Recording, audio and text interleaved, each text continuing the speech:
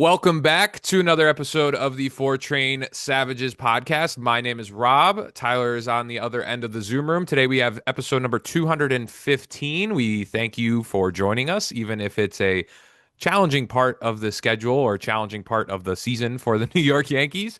If you're new to the channel or the podcast, be sure to subscribe, stick around, and listen to our future episodes, and follow us on our social media channels. But Tyler, right now, the Yankees are sitting at 61 and 54 following a series against Texas that they lost. And right now they're in the sixth spot of the playoff bracket, the sixth spot, the last playoff spot, the last wild card. And funny enough, where they match up in the playoff standings, they're playing the third ranked Houston Astros, who are leading their division. And this weekend they go to back to Yankee Stadium to play the Houston Astros. So last time that we spoke was before the Miami series, so we'll talk a little bit about that because that was depressing. Um, Yeah. but I'll let you start your impressions of what's transpired for the Yankees. I think they're in they're dwindling in the playoff Yep. spots. They were able to Grasping at straws, brother. they funny enough, they love to win on their last day or the getaway day, and they love to just salvage that thing, which It's all just we're not complaining PR about. driven. It's all just PR driven. They're like, But well, the boys at Four Train, they might get upset if we lose today. but I think even though they won yesterday, and I want to acknowledge that we haven't spoken since before the Miami series. So there's a lot of, excuse my French, there's a lot of shit to talk about A lot of bad to run through. so but I'll let you start. What did you think of the series against Miami and Texas, and just where the team's at? Listen, lot of bad stuff, Rob. I mean, it is really the best way to put it. I will still kind of refer back to the point that I do believe this is one of the better rosters in totality the Yankees have had on paper. I've been pretty much since the existence of this podcast, Rob, I feel like a pretty logical Boone defender in some ways where I'm like, yeah, he does that. I don't love that, but the majority of the things I do like that he does. Um, some of the decisions that have been made are just a very kind word to use would be appalling. They just don't make a lot of sense. The stuff with Devin has been really bad. And then truly just some baseball god against us moments, I think, too. That post trade deadline game, I think it was that Friday in Miami where Caballero and every reliever Almost every acquisition sucked. yeah, every reliever they traded for, not even just sucked, but played a role in losing that Yes, big lead. that's the correct way to say it. Yeah. Played a very big role in just blowing up that game. So I mean, I still have confidence in the team potentially. Again, potentially is the key word there. Boone's been a disaster as of late. Decisions have been bad. Sox are the best team in the American League, I think, right next to the Astros. So you're again, I came on here and talked a little junk about the Jays last week, but there's quite a few teams that are better than the Yankees right now. On paper, the Yanks look like they can be a good team. They've yet to put together a clean winning game of baseball that they show us the formula of what a nice W looks like. And I think they almost had it the other night until a la Devin Williams comes in and plays no fun. Yeah. So that's my thoughts, Rob. Excuse me. Totally fair. Like you mentioned, Blue Jays are holding that number 1 seed. Then the Tigers are holding that number 2 seed. So as of now, they will get the bye heading into an American League division series, and then it would Tigers just went on a crazy bad drought too. And then it would just be the Mariners versus the Red Sox, and then as I mentioned at the top of the podcast, it'd be the Yankees and the Astros. So let me say one more thing, actually. Yeah, go ahead. To be honest, I'm not even scoreboard or standings watching too much right now. That's how bad they're playing. Yeah, I think I'm like, nothing fucking matters. It doesn't matter you just win a clean game. It doesn't matter what team they're going to play, because if they can't play clean baseball and the other team plays remotely, yeah, but I don't even care if we're in a wild card spot, because even if we have a wild card spot, you can't beat anyone now. Yeah, I'll talk about that at nauseum when we're thinking this is a somewhat of a complete team of just like playing clean baseball, but I can't, you're right. I can't even really think about that. And I usually tie back to, well, look at the matchups, how they've performed. You Yep. can't even do that because they can't play clean baseball. Against anyone, yeah. So I like what you how you said it. I see the point when people will make I see people's point where they'll say this Yankees roster is deep. They have some pitching guys who have stepped up. They have some offensive firepower that they haven't had, a little bit more length in the lineup. And they have, after the trade deadline, some more bullpen arms that can contribute. But it comes back to this: they cannot play a clean 9 inning game without you wanting to bash your head through a wall or just scratch your head and say, what the F are you doing? Yep. I think I said it a couple weeks ago, and it reigns true. They look like a bunch of babbling idiots at any moment in the game. And then Yeah. that just has the entire game, it crumbles, and it could be a series, it could be a regular season series, and then you bet your ass it's going to be a postseason series if they do make it there. Hmm. So that's just the realm of concern. You could say that this team has a lot of depth at DH, or this team has some more home run hitters and a little bit more length in the lineup, and this, that, and the third. Doesn't matter if they can't get their heads out of their ass. And they have, to this point, they have shown that they can't do that. And now, as you said, I've been a Boone critic more than you, and Hmm. probably I give them a little bit more grace than say the people that are just like fire, fire, fire. No, I think you But definitely do. Yeah. but and now that they are not playing clean baseball, it's now seeping into the manager making even more worse decisions and making bad choices. And the And Devin stuff was really bad and this I don't series I don't too. know if you listened to his interview. He does his weekly spot with the Talking Yanks I guys, do always make sure I listen to that. but he looks like a defeated guy. And Yeah, well, I'll give him. He answers a lot more but raw than I've seen him. I think it was especially in that episode because they were basically saying like, what are the answers? What are the answers? And usually it, in my opinion, is it sometimes crap? Yes. But Hmm. he literally just was like, I don't know, man, we got to play better. And And he that, said he was like, a lot of this falls on me. so it's and going into that about Boone, and I don't really want to dive because they just have to play better, and And I they're don't want to not dive. firing him mid at this point in the season. Like, I it's not don't happening. think they would, but I tweeted it a couple times. If there was ever a more deserving time for him to be let go 8 years into his tenure with the Yankees, and the way that he is now, like I think, who was I listening to? It's someone on the fan, and I think it was McMonagle that does the overnights, and I was tuning in because I wanted to hear the reaction right after the game, and I think he made a really good point that I wanted to bring up that we always say it is on the players and the players have to perform, but it can come back to a man, like when you think of the manager's job at times, when the going gets tough the way that it has now, it's not necessarily that he has to have all the answers or whatever, but he needs to be that backbone that he acts as sometimes. Hmm. And when you just saw those Devin Williams moments and where it's like three batters in, you could take him out, get someone in there, or not putting him back in the eighth. And like that little thing where you say, okay, this is where I got to cut bait. I got to do this quick because we gotta switch these guys, switch the It, vibe up. it And was like brain dead. that is where I'm like, are you just asleep at the wheel too, like the rest of these Like, guys? are we watching the same game?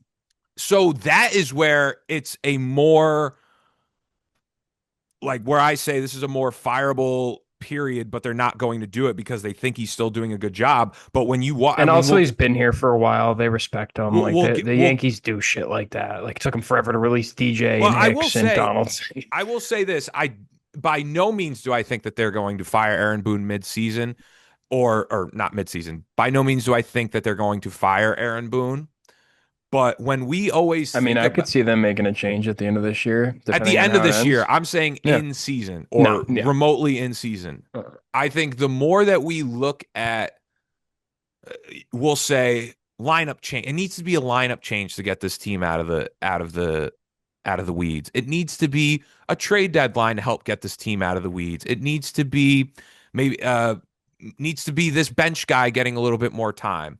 And over this past years where they've gone through stretches, they've tried this, that, and the third, and especially now this year, I just can't not think to myself of maybe this team could use a real smack in the face and Yeah. say, all right, do I think Brett Ausmus is a great manager? Not necessarily, but do they really need to get a little kick in the ass because they've collapsed? They have collapsed. They had Yeah. I think it was a 10.5 game lead over Boston, and now they're trailing them in the postseason. Yeah. So They had a 7 game lead over Toronto at the end of May. so would I say, do I think it's going to happen? No. But do I think it could be a kick in the ass that this team would respond to? Sure. Maybe. Yeah. So that is where I say you've tried all these different lineups, you've tried this, that, and whatever. They're not going to do it. But I think it's something in my brain that can uh, be an option. So No, I mean, I can't fault you for thinking like that at all. I think some of it too, like there's a lot of bad Boone decisions that have been made. I'm a lot of what I'm alluding to is like leaving Devin in there and mhm. then putting him back in the eighth the next day. But with some stuff like the game they blew in Miami, I mean, if I'm Boone, I'm going, what the fuck do you want me to do, man? Like everyone we traded for just blows up.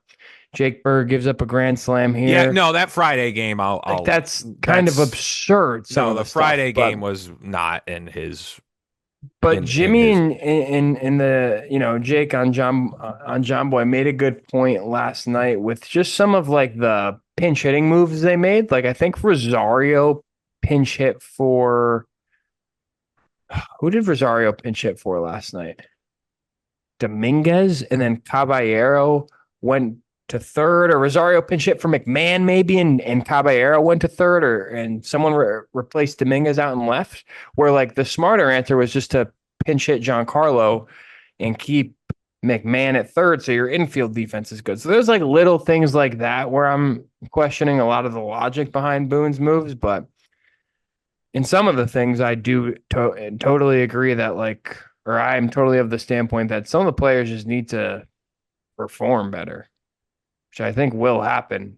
And I'm not really talking to Devin. I'm just talking to like the rest of the peanut gallery. fair. So let's do a little bit of housekeeping before we dive into the Texas series and talk about, I guess, and then I'm first going to talk about that Jazz thing because we didn't we went out for drinks on Saturday and we were watching it, or I wasn't able to Mm-hmm. watch that part of it, but I was like, what the F? Yankee signed Kenta Maeda, so we'll see if he gets any work this weekend back in the Bronx. Austin Slater lands on the IL after one of the as soon as he starts playing with a hamstring injury. Also, the last episode that we recorded later in the day, Marcus Stroman got DFA'd. So that happened. Mm-hmm. Brew Baker was DFA'd. Jake Bird sent down to AAA after the bad performances this week and following the weekend. And then also Aaron Judge returns to the lineup. And it also sounds like he could be throwing pretty soon. I guess we can save that for the end of the episode, Yep. but doesn't sound like he'll be throwing this weekend. I do think when we're going to the game tomorrow together, Tyler, I wouldn't be Mm-hmm. surprised if we see a Giancarlo Stanton in the outfield tomorrow. No, because that's really one of the only places And then they he can rest them play. Saturday, and then yeah. So you're Um, probably getting actually your best lineup tomorrow. yeah. Yep. That we'd like to see more Mm-hmm. often. Okay, I want to talk about this Jazz thing at second base because we didn't address it because we weren't recording after this. I mean, you talked about the Boone stuff of like how it's not. I don't even really want to dive into the Boone defense of him or any of that. I just the thought process behind Jazz of making the statement one that he would do it again is crazy. I think that is I'm all crazy. for like you can have the thought process again, but you can't make that For a mistake again. infield pop-up, It's just the risk to reward is and not there. it's not there. And he's saying that he knows this ballpark, brother. You're talking, it's not even as if it's a ball hit to the outfield. It's It's hit in to the second base, fucking dude. infield. Excuse my French. It's in the infield. What, It's like, literally at second base. I all baseball diamonds in that sense are the same. Once you start getting out to left, right field, and center field, I understand that happening. But like following the Friday loss and to hear that, and like we're not out of the weeds. The Yankees got a win yesterday, but they're going to be playing the Astros, and the Astros coming into this series in the Bronx, they are ahead in their own division. And I mean, they're matched up to play the Yankees at this moment in time. And I will say, Jazz has also hit a bit of a rough streak. No, Um, Jazz is definitely taking Only a a 360 slug, 286 on base, had a home run in his last 7 games. But so you don't think last a seven team games. I was gonna say those or can't be his numbers. well, his last 7 games, last 15 games, it's a little, it last Those aren't 50. yeah, those aren't his season numbers though. I was gonna So say 286 is insane. he hit the home run in Miami. Mm-hmm. But like seeing that moment and not seeing him own up to it and just be like, I had a brain fart. I tried to do something. And he's saying he's doubling down on doing that move. Can I be completely frank with this team? I don't I think think you they can. are. I don't think that they are. I don't want to like. I don't know how to They're not correct. equipped to make They're to not be able equipped to to kind of do things like that. yes, correct. And so when I see that, and like going back to my point of saying that this team is not out of the weeds in this bad stretch, Like and you they're can't playing do the Houston, easy things right. I better not be, we better not be seeing that this weekend against Houston because they are We will. a lot of different cast, a new cast of characters for Houston, but Mm-hmm. you can bet your ass that they are not going to be like teams know that the Yankees do this stuff. But now then like they're shooting themselves in the foot doing Yeah. that. I'm like, Now what are you Correa's doing? back there too. They got all their Correa's back. mojo back. So I am like just praying that because of the history with the Astros and knowing that this next, luckily after Houston, their schedule gets a little bit easier. But then guess what? You play Boston in about a week and a half. Screw the And schedule, man. We just gotta play clean. but it goes back to Can't beat team. Miami. It goes back Can't to beat Texas. when you see when you see moments like that from Jazz at second base back in Miami, or it could be any other base running mistakes. It could be Austin Wells dropping the pop up. It could be this, that, and the third. When you see that, it's not only the fans watching, but it's the rest of baseball going, huh? The Yankees like to to make these mistakes and put themselves behind in the game by stupid mistakes. And all these other teams are paying attention to that. And they know that at one point or another, they can F up. And the Dodgers pretty much put it on grand display. And it's happening once again this year. And it's like, oh, okay. The Yankees at one point or another are going to screw themselves over. And then it'll Mm-hmm. be handed to us in an opportunity, however it may go. So when you see a move like that from Jazz, I'm like, dude, you got that's not. I know you're hyped up because you're back in Miami. You're back in your like. You can't be doing that to this team right now, especially coming off that Friday loss. You know what's So a good reference of being aggressive, Rob? That is acceptable in my opinion. You remember Volpe's hit off of Vivaldi that he turned into a hustle double? yeah, That's a risk I'm cool with a player taking. You're getting absolutely cooked by a pitcher that dominates you all the time. You have no hits. There's 2 outs. Like, sure, go see if you can turn a loop single into a double. Like, I'm cool with stuff like that. But if Jazz is just going to be happy feet and like getting too excited and you're going to make a bad play and then kind of not really own up to it, it's just in the state that you're in since June. It's a bad look. I don't really know what to tell you. yeah. You know, I don't think the thought of the baseball move he wanted to make was incredibly stupid. I think the execution of it was I think bogglingly dumb. I think on the fact that it was a second base pop up, I think it was not the right baseball thought either. But I that's just agree me. with I mean, in ways I agree with you.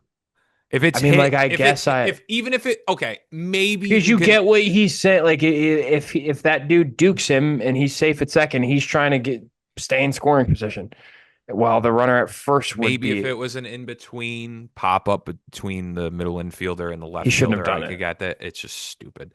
Yeah. Let's dive into the Texas series. So game one, we have Max Fried on the mound, 5 innings pitched, 4 earned runs, 7 strikeouts, 3 walks. Not one of Max's best starts, and for the year now has a 2.78 ERA. And post All Star break, Fried has been struggling a bit, and so hoping to see him get things back on track. But the way that the Yankees started scoring, Goldschmidt leadoff home run, Rosario singles in another run in the top of the second, and then Bellinger singles in another run to make it 3-0. Bottom of the second, Texas goes up 4-3. Then in the top of the fourth, Giancarlo Stanton with a 2-run home run that I don't know if you watched it live, Tyler, but it was nuts. It was just just straight line drive to center field, which Oh, it was insane. I no mean, one you don't else. see stuff like The that. only other person maybe is like Judge, but even Judge gets more lift on his ball. Stanton just line drive home run. Just a So rocket. okay, so the the period in this one that was very frustrating. Yankees have a 5-4 lead going into the ninth. Duvall with a scoreless inning. Luke Weaver with a scoreless inning. Also, Bednar scoreless inning.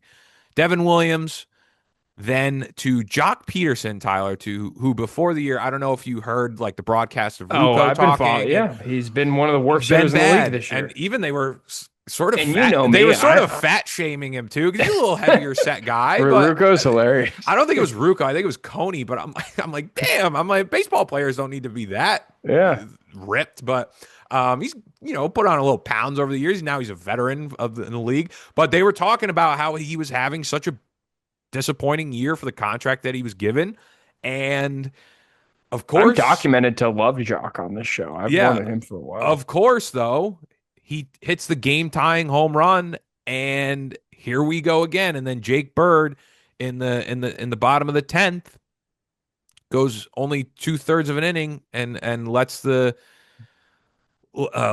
score there on a young home run who just can't get more deflating than that. Oh wait, game two. But wait, there's more. But wait, there's more.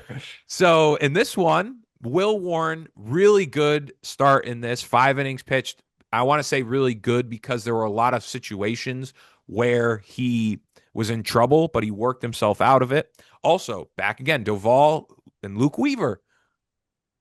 No earned runs there. Scoreless opportunities for them.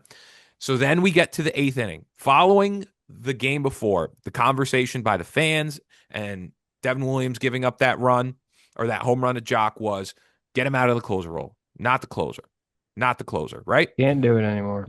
So you're thinking, all right, maybe at one point can he be worked in the 8th inning? Sure.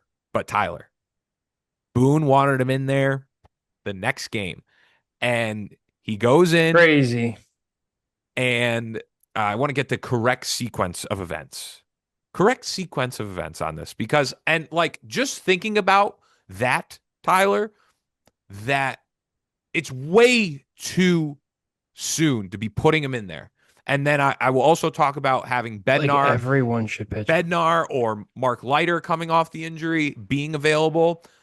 And I don't even want to, I sent a tweet out that was like, the epitome of it is like Boone's excuse was, oh, he just got back. We know your history, dude. Do not give me that as an Yeah, excuse. don't answer that. Do Like not that. give me the do not give me that Two as an hits and two excuse. walks for Devin in that inning. So starts off with a ground out to the pitcher from Simeon. And then Adolis Garcia hits the double to left field. I also listened to the John Boy podcast. He had a really funny way of saying it. I don't want to go too deep in the weeds on Jason Dominguez's defense, but he did say he's like as Oh, soon I know as what you're gonna he say. goes as soon as he hits the warning track, it's like a cat on aluminum foil, and I'm like that is the most perfect way to put it because It is funny, dude. so it was a hard hit ball, but it did hit his glove, and you're thinking It was a tougher play. a I wish he more caught him. a more competent left fielder maybe could have caught that. So Belly and Trent make that play. after the double, Peterson walk, Langford walk. So you're thinking, wow, this is like, okay, even if, here's the thing, even if Aaron Boone started the inning with Devin Williams, we maybe think that he should have gone to Bednar. We maybe think he should have went to Leiter because coming off the night previous, And they were both ready. you don't even want them in. Exactly. They were both ready. Okay, sure, maybe you start the inning with Devin Williams. Okay, fine. I think that they should have started with someone else.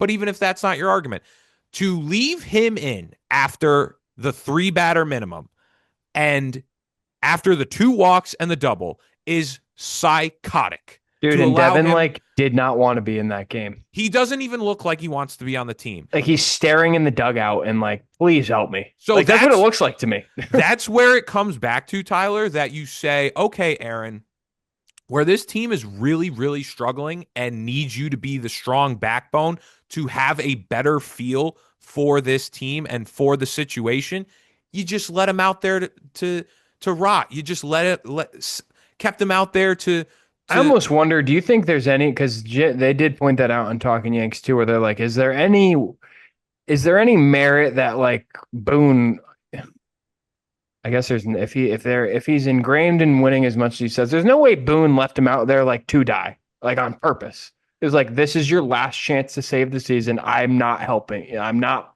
pulling you from this. I want you to put on display that you can't don't perform think, anymore. But here's the thing, man. If it's But they need to win. Yes, dude, if they're like if they're 2 games out of the division and like they're higher in the wild card standings, then yeah, I would maybe get that. But now they're in the last spot. That's where I go, okay, I'm going to do a little standings watch. Yeah.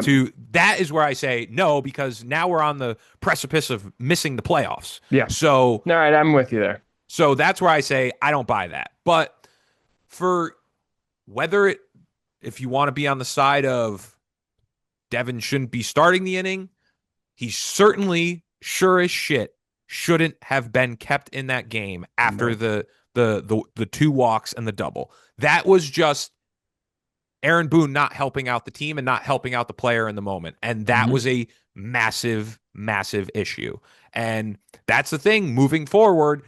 He has to have a better feel for that. He has to have a better feel for that, or fans are going to get on him more, and it's not going to work out well. It's just team. Like Devin shouldn't pitch in a high leverage inning again. Like I don't even care if he's good for the next 2 months. Just pitch the 6th inning. He's not going to be on this team in 2 months, so it's like get him out. We have, I mean, there's 3-4 other guys I'm comfortable pitching in the 7th, 8th, 9th, 10th. I probably would rather have Jonathan Loizaga. And that's saying something. I mean, dude, I could literally, I mean, I have no problem. On the IL too. I have no problem. And yeah, is that an IL stint? I don't think so. That's a go down and figure it out.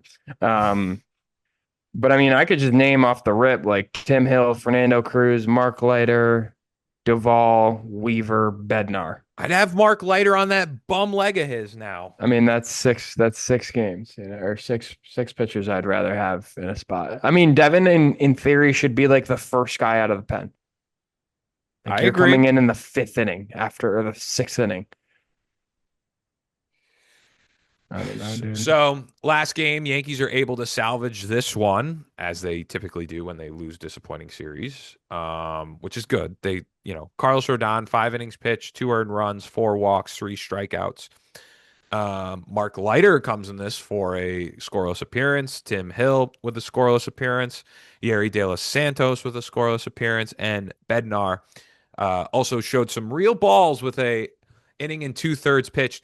And also, Tyler, I would make the point that when Boone said, speaking of Bednar for the night before, not to dwell on it too much, but when he said I was looking for the 4-out save, I don't really think that's the situation where you can make the argument that they're in a position to do that. Like, you have to pitch your best guy because they Yeah. were pretty desperate for a win. So that's one thing where I'm like, don't like that answer either. Which But answer? him What saying that him he wanted to stay in? no, the logic behind, okay, we're not going to pitch Mark Leiter because he just got back, and then, oh, I didn't want to pitch Bednar because I was really looking for a 4-out save if I Oh, can get okay. it. No, that's bad. You can't count outs like that. Yes. Feel of the game. So the way that the Yankees score in this one, Volpe with a single to bring in Bellinger, and then also Jason Dominguez was able to score on a throwing error thanks to our old friend Higgy. And then also Paul Goldschmidt pinch hit home run in this one. Had that home run in game one as to lead off. So a good series for Goldie. And then, as I mentioned, Bednar really stepped up in this one at the end to really show his nuts after getting two runners on. And the Yankees are able to win this one. But 42 pitches from Bednar. I mean, that was a big dick performance, dude. well, he didn't pitch the night before, so they had to get him in there. Yeah. Let's But do quickly before we go into more conversation because it'll probably tail off a little bit. Let's do our mhm. savages of the series. I'm going to go with Paul Goldschmidt. Just mention him. 2 home runs, 4 Nice. for 10, 2 RBIs, 4 scored runs in this one. Paul Goldschmidt's numbers on the year. He has a 281 average, 766 OPS, 10 home runs, 40 RBIs. So not a typical Goldie year, but we want him to get going again. He had a good August last season with St. Louis. Maybe he can replicate that with New York and get after a challenging summer as it was for, or middle of the summer for the rest of the team, it was for Goldie. So hopefully it's a kind of indication that he's kicking it up a notch. So I'll go with Goldie. So who did you have as your savage of the series? Series, Rob. I feel like this is one. We'll see how you take it, but I kind of wanted to go Anthony Volpe, and I'm gonna go Anthony Volpe.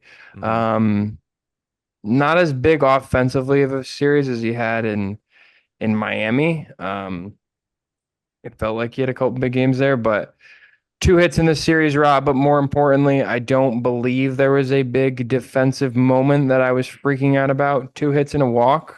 They only won one game, scoring 3 runs, so there's not exactly a ton of offensive firepower to look at here. But I don't Progress know, is man. progress. I didn't see a ton of him going down to one knee and waiting for the ball to come to him. He charged a couple of balls. I think he made one nice play going to his backside, was it? I don't know. He made a couple nice plays. Mhm. But I'm gonna give it to Volpe for the offense all of a sudden being there, and the defense not killing him, which is really all we were starting to ask. Is like, hey man, you stink at offense, but you gotta at least be serviceable on defense. So Fair I'm going to give a small stepping stone to him. And that is me giving you the series. Savage of the series. All right, let's do our Savage Slump Watch. They stink. I haven't talked about him enough of him being in a slump, but he is not having a good year, and that is Austin Wells. In this series, went 1 for 7, had a strikeout. But for the year, Austin Wells has a 265 on base percentage and a 678 OPS, 15 home runs, 56 RBIs. And I get it. Catching position comes with different expectations for offensive players, or what's expected from the offense I don't think he's of the been great catcher. behind the plate though, or anything. But it gets to a point where He's got we a zero were WAR, Rob. He's got a negative 0.2 now, actually. so we were very excited to see Austin Wells and all Yankee Yeah. fans, and we were holding out hope that he could have a good summer and a good August heading into September. Hopefully, we can still see that. But it's been a struggle period for Austin Wells, and I think it's important to acknowledge that. And now it's going to be between him and Ben Rice. But it also comes to this, Tyler, that I don't want to get too much into the weeds about a October lineup, or it could just be games that the Yankees need to win down the stretch Mm-hmm. that you need. Are you going to sacrifice now because Austin Wells can't hit very well? Are you Yep. going to have Ben Rice in there who subtracts a bit from your defense because you need to fit other guys in the lineup, i.e., a DH Judge or a DH Giancarlo Stanton, or however it may shake out? that you want to have Ben Rice in there some way, somehow for the bat. And it's like it comes back to, yeah, Austin Wells' defense is important, but he's not hitting anything. So is that something that the Yankees are going to consider? Austin Wells could certainly eliminate that if he hits well. So that's my thought on it. I I think Ben Rice is going to be catching the bulk of games in the next 3 weeks. Honestly, It's I don't disagree. because right now Austin Wells is like impossible to pinch hit for. Because as soon as you pinch hit for him, if Ben Rice is in the game, you don't have a catcher. Mhm. And if you pinch hit for him with Ben Rice, you you still don't have a catcher after. Um, so that problem is solved with Wells staying on the bench for the most part. And I'm gonna be honest here, like I I mean, I don't think the defense is anything plus. And I don't think Ben Rice hurts you behind the dish. I know he had that weird moment with a reliever where he was in that weird one knee down position and he didn't get to a ball and it was a big pass ball. Um, but I don't see a world where there's a huge difference behind the plate and Wells calling a game and Ben Rice I calling a think game. Wells is a better catcher, but I do somewhat agree with you. I do that it's not like I don't think Austin Wells is Johnny Bench, or I don't think, Yeah. I don't think yes, I would agree with you on that. But So I mean, I do think Ben Rice is going to start being the bulk catcher. Because it's weird. You can't platoon them. They're both lefties as well.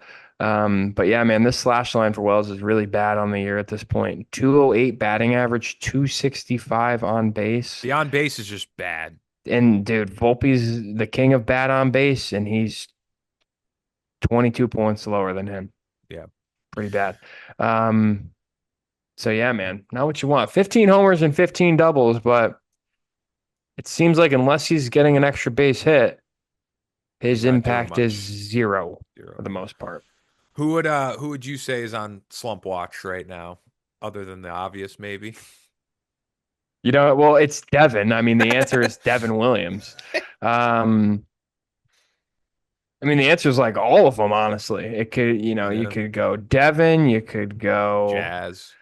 you could go Jazz. I really don't. I still like Jazz. I mean, the answer is Devin. I'm giving you the answer here. The Uh, answer is Devin Williams. You've been bad. Jazz notably deserves to be talked about to some degree, though. So let me pull up his game logs for this. The numbers on the year still look fine for the most part, but you definitely want him to kind of snap out of it. I mean, for the most part, Rob, a lot of this season has been guys getting hot at different times. Like it started with Judge had his big month, and Jazz got hot, and then Belly got hot. Goldie was hot, then Jazz was hot. Now Volpe got hot this last week, so I'm hoping a little change of scenery gets him out of this. But yeah, 1 for 10 in this series with 4 Ks, one walk. Not what you want, Rob. nope. So Jazz deserves some talk for sure. Yeah. And then also I mentioned it a little earlier. Judge is now, they're talking about Judge.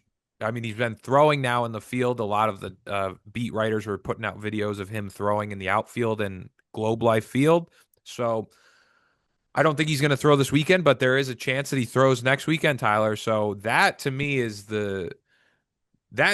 could be something that like steers the ship correctly just by A lot of things are better with Judge in the outfield. having Stanton in this lineup. And just, I mean, you mentioned it too, like however then the catching situation pans out and Mm-hmm. just everything.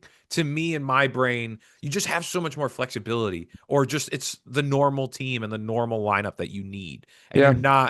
you're not having to put Stanton in the outfield. And I get people, I mean, people are complaining about him not beating out the double play. What fucking earth are you I mean, on? have you I watched have you him the last 5 years?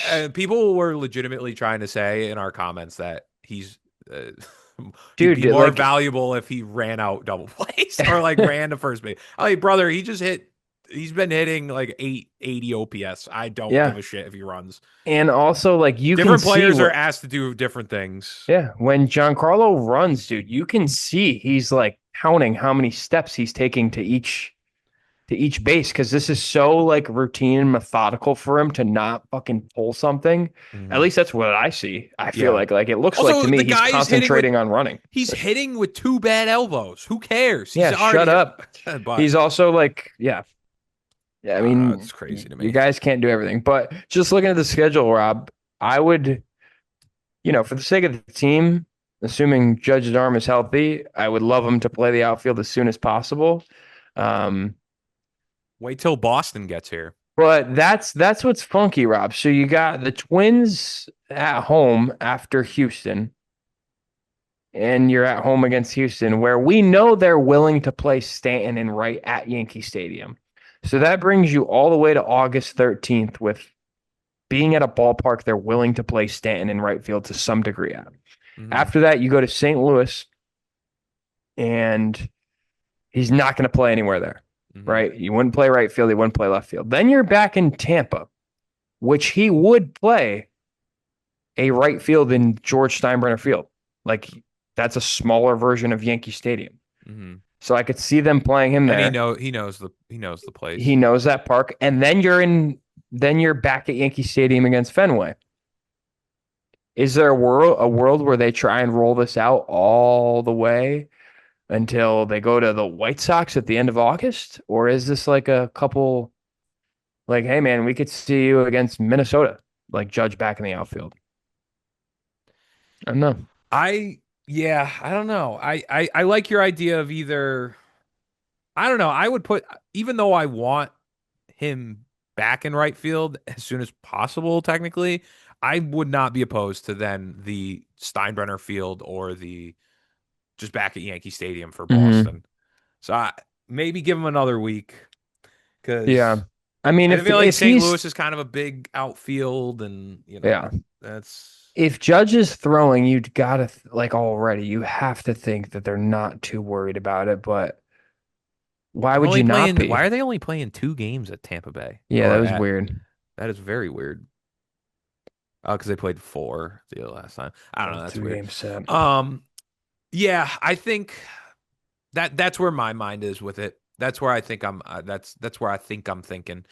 So, um, we'll And just I have to hope we we'll can just get have to Stanton see. back. You We'll just probably have to know see. Judge probably feels terrible every time he's DHing. Yeah. Oh So no, I without a gotta get doubt. my boy back in. And he's we'll see how that MVP race goes, but I wouldn't. Yeah. I don't really care about it. If he already has two. Nothing matters if you don't make the playoffs, man.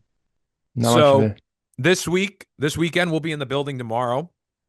We got Cam Schlittler on the mound. I saw his debut. He was dropping you know what the Hmm. last time he pitched. And then Luis Heel on Old Timers Day, which is Saturday.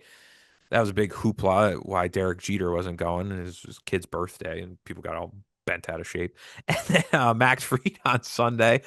So for the Astros, it'll be Schlittler, Brown, Heel, Gordon, Fried, Valdez. So and Carlos Correa will be back, and I'm sure we'll be hearing some "fuck Altuve" chants as well. This weekend, it's perfectly appropriate to Yeah, do. because he's in the building, man. That is appropriate. Any Yeah. other time, any other weekend or day that we have to hear those is just stop doing that. Man, Hunter Brown like might win the Cy Young potentially this year, so that's not fun on They got Friday. some good pitchers pitching against the Yankees this weekend, Houston's and just like freaking good again, man. And they're gonna be good for a while.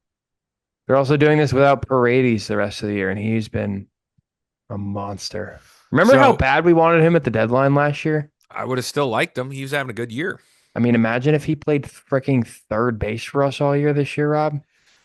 That would have been the time to trade Spencer Jones in my brain. I would have Yeah. loved to do that. But nope, you Yeah. got to hold on to him. So, which he's been hitting Yes. well in AAA, but I mean, that was just, I think Paredes still had like 4 years of control. Dude, I'm like, Paredes is stud. Yeah, they traded 1 year Tucker for Paredes, which is that worked. It's going to probably work out pretty it's gonna well. work out. Yeah. Pretty Jeremy well. Pena's a lunatic this year too, putting up a dumb season. So, Yankees, moral of the story with this conversation is that they have their work cut out for them this weekend. And Luckily, they didn't give because if they lost yesterday, they would have been out of the playoffs. But very easily, if they don't play, if they don't take care of business and win a series this weekend against Houston, they Hmm. can also be out of a playoff spot at just as easy. So, White Sox are um, playing the Mariners right now. Why does every team we're chasing playing the White Sox? I mean, I just feel like the We play the White Sox the last couple days of August, so I suppose we have to wait our turn there. But I just feel like um, the Jays have been playing no one for so long. yeah, Well, they played the Dodgers this weekend. that'll be Let's go that's Dodgers! let's go Dodgers. As I Um, started off saying, I'm not scoreboard watching. we are scoreboard. Oh, Lies. now it's peak scoreboard Yeah. watching time. All right. That is it for episode 215. Appreciate everyone for listening. Be sure to subscribe, leave us a rate and review on YouTube as well. Leave a comment there as well as on Apple Podcasts and Spotify. And follow us on our social channels to stay up to date with all Yankee news and our clips and everything like that. So appreciate everyone for tuning in. We'll catch you at 216. Let's go Yanks.